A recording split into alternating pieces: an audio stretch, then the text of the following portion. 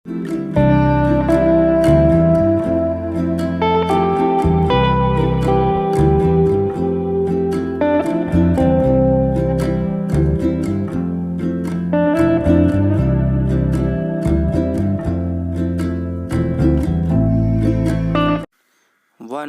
2, 3 start.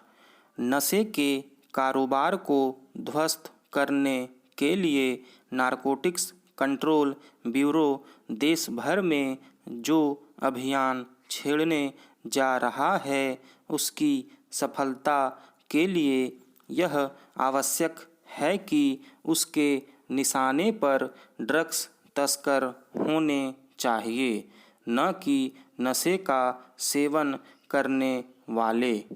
इस संदर्भ में केंद्रीय गृह मंत्री अमित शाह ने यह सही कहा कि नशे का सेवन करने वालों को पीड़ित के रूप में देखा जाना चाहिए, न कि अपराधी के रूप में। दुर्भाग्य से फिलहाल अधिकतर मामलों में ऐसा ही होता है। इसके चलते न केवल नशे का सेवन करने वालों के साथ अपराधियों की तरह व्यवहार किया जाता है, बल्कि उन्हें कठोर कानूनी प्रक्रिया से भी दो चार होना पड़ता है। कई बार तो उन्हें लंबे समय तक जेल में भी रहना पड़ता है। यह चिंताजनक है कि देश में नशे का कारोबार तेजी से बढ़ रहा है। पिछले कुछ समय में मादक पदार्थों की बड़ी बड़ी खेप पकड़ी गई है।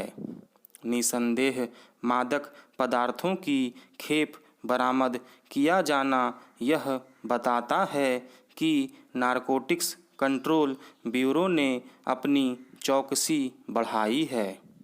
लेकिन अभी यह नहीं कहा जा सकता कि उसकी सक्रियता के चलते नशे का कारोबार करने वाले हतोत्साहित हो रहे हैं।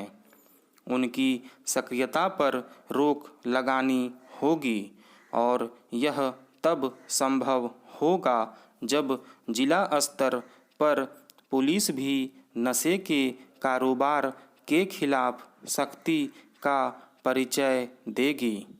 वास्तव में पुलिस और नारकोटिक्स कंट्रोल ब्यूरो के बीच तालमेल बढ़ाने की आवश्यकता है।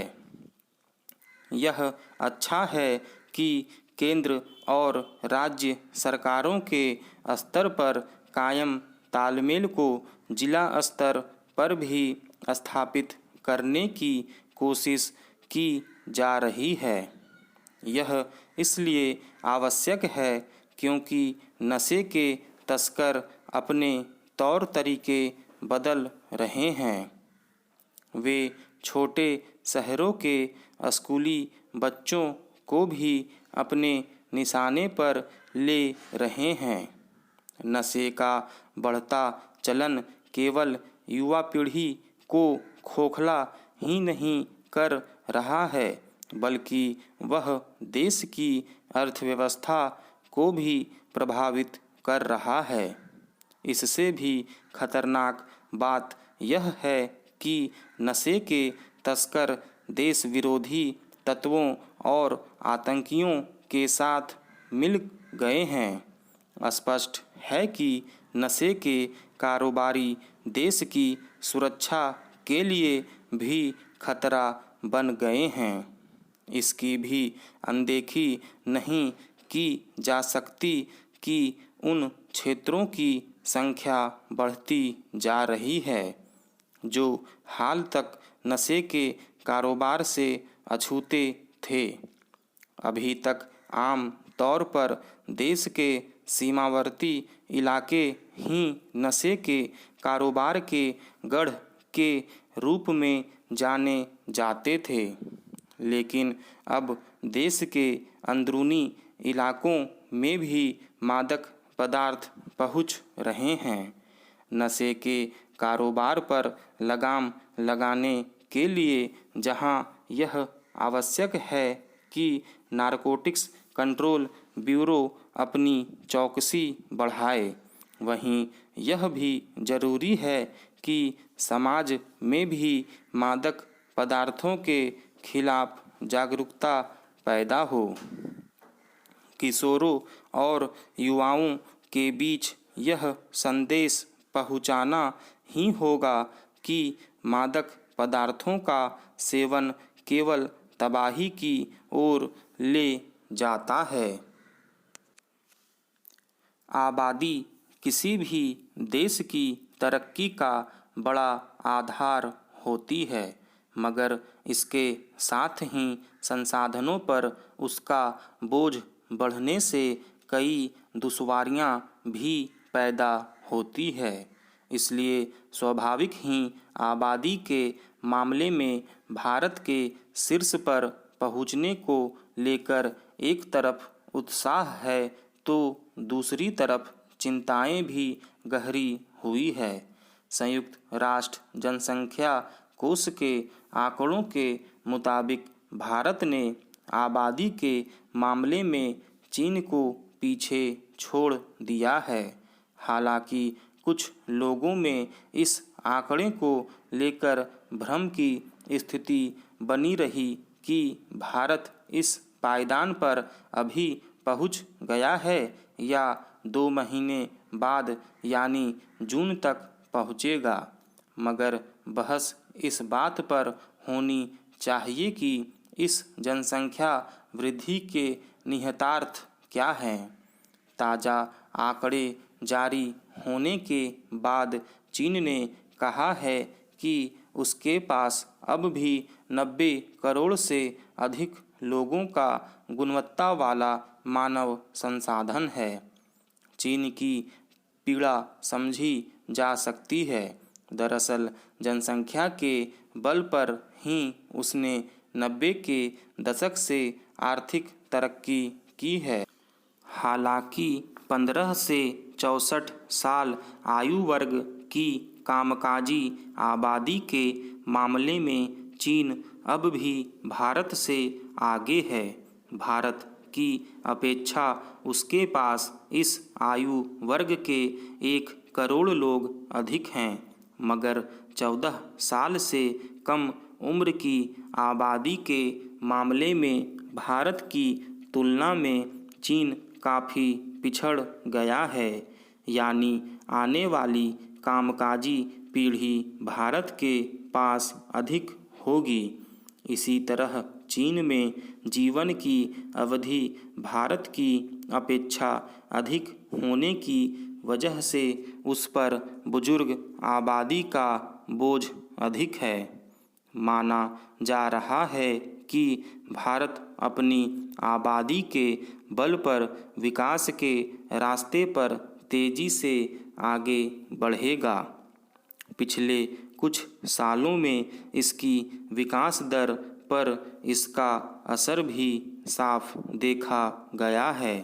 हालांकि चीन ने अपनी प्रजनन दर पर काफ़ी अंकुश लगाया है। भारत भी इस दिशा में सतर्क है और उसकी प्रजनन दर 2.2 से घटकर 2 पर आ गई है। इसलिए वह अनिवार्य परिवार नियोजन जैसी योजनाओं पर कोई कदम नहीं बढ़ा रहा। हालांकि उसे संसाधनों पर बढ़ते आबादी के दबाव को कम करने में काफ़ी वक्त लगेगा। एक तरफ जलवायु परिवर्तन के चलते खाद्यान्न उत्पादन पर असर देखा जा रहा है, तो दूसरी तरफ रोजगार के मोर्चे पर अपेक्षित कामयाबी नहीं मिल पा रही है। इससे संबंधित तमाम योजनाएं अपने लक्ष्य तक नहीं पहुंच पा रही है। ऐसे में विकास दर की रफ्तार कितनी तेज होगी, फिलहाल दावा करना मुश्किल है। शिक्षा और स्वास्थ्य जैसी बुनियादी सुविधाएं उपलब्ध कराने में सरकार को खासी मशक्क़त करनी पड़ती है। आबादी अधिक होने का ही नतीजा है कि इन दोनों क्षेत्रों में सरकार पर्याप्त बजटीय आवंटन नहीं कर पाती।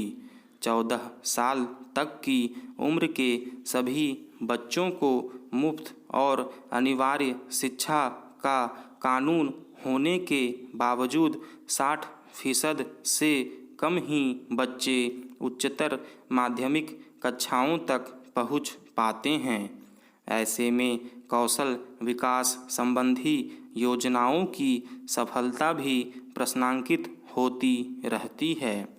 फिर सार्वजनिक स्वास्थ्य सेवाओं पर जनसंख्या का अधिक दबाव होने की वजह से गुणवत्तापूर्ण सुविधाएं उपलब्ध कराना चुनौती बना हुआ है।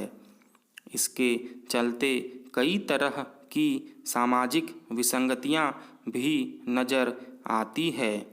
जनसंख्या का दबाव खेती, किसानी, वन भूमि, पर्यावरण पर भी साफ देखा जाता है। खेत का जोत घट रहा है, मकानों के लिए जगह की ज़रूरत बढ़ रही है। इसके लिए पर्यावरण पर अतिक्रमण भी बढ़ रहा है। इस तरह जो आबादी एक तरफ वरदान नज़र आ रही है, वहीं दूसरी तरफ मुसीबत बन रही है। स्टॉप।